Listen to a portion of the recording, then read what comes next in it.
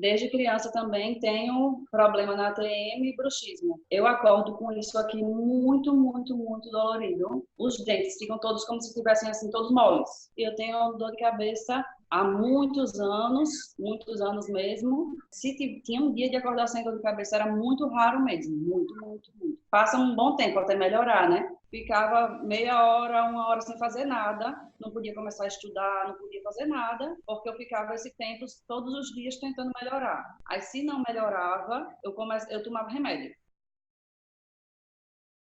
Depois de quebrar vários dentes e de ficar com o dente desgastado, eu comecei a usar a plaquinha realmente todos os dias. Mas, assim, ela impede de os dentes desgastarem, deles quebrarem, mas não impede que eu continue fazendo a força enquanto eu durmo. Eu faço acupuntura, já faz uns 4 anos, eu acho que eu faço acupuntura. Já tentei LED, já fiz botox no rosto inteiro, aqui nas costas, todas as áreas que ela disse que podia melhorar, mas também não tive melhora.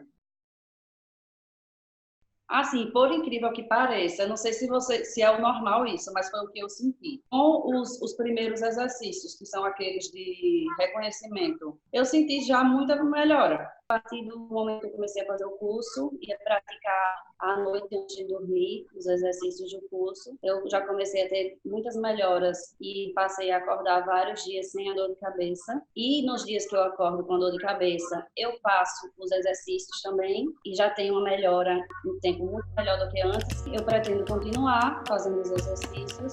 Espero que chegue ao ponto de eu não ter mais essa dor de cabeça ao acordar.